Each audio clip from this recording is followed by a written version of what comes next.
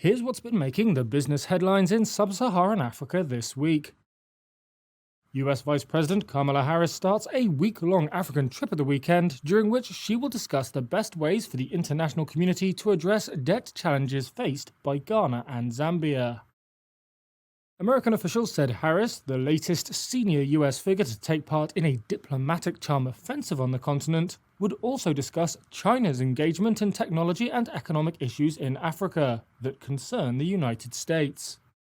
Africa-focused oil and gas producer Savannah Energy said on Friday that it will pursue all its legal rights after Chad's government moved to nationalize its upstream assets in the country. In December, ExxonMobil closed a sale to London-listed Savannah of its 40% stake in the Doba oil project, comprising 7 producing oil fields in a $407 million deal, but the Chadian government challenged the agreement. Kenya's government is close to approving a restructuring plan for Kenya Airways, its CEO has said. That plan replaces one introduced by the previous administration under President Uhuru Kenyatta, which would eventually have seen the state take over $800 million of the airline's debt.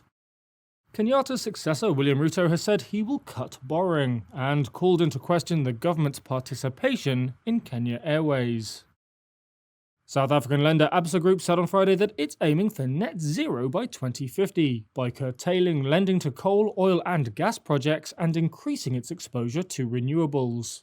South African banks, among the biggest on the continent, have come under fire from activists and environmentalists for continuing to fund fossil fuel projects in contrast with many of their global peers.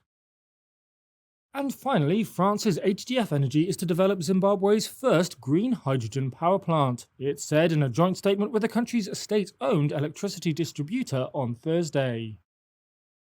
The countries have signed a memorandum of understanding, worth $300 million, for the plant, which will use renewable energy to produce hydrogen with the aim of providing electricity for 220,000 people.